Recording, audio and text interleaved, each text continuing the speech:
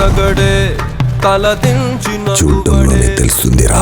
పడితే వదలడే తన పేరు విజయుడే. వాడిని కంటిన్యూస్గా వర్క్ చేస్తూనే ఉండండి. రావయ్యా రాయ్, వెళ్ళేం చెప్పావు? డాక్టర్ కేసు వాపస్ తీసుకున్నాడు. ప్రతిమాలాన్ సార్.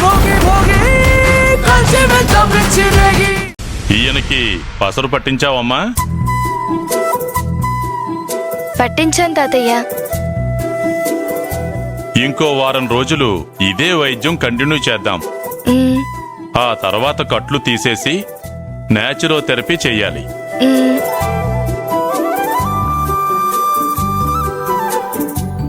తాతయ్య, ఈయన కోమాలో నుంచి ఎప్పుడు బయటకు వస్తారు? అంత ఖచ్చితంగా చెప్పలేమమ్మా. ఇవాళ రాత్రికే వచ్చేయచ్చు, లేదా ఇంకో నెల రోజుల వరకు అలాగే ఉండొచ్చు. కానీ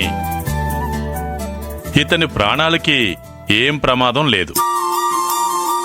పాపం, ఇతని వాళ్ళు ఇతని కోసం ఎంతగానో ఎదురు చూస్తూ ఉంటారు.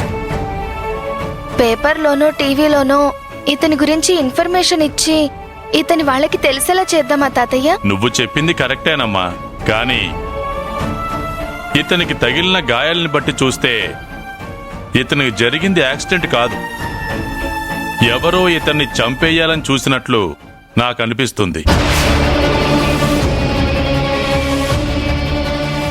ఇంతకు ముందు ఆ లోయలో చాలా బళ్ళు యాక్సిడెంట్ అయి పడిపోయాయి, కానీ ఏ ఒక్క వెహికల్ కూడా అంత లోతులో పడలేదు.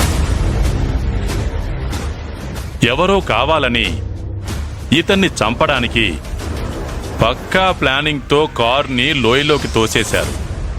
అదే నిజమైతే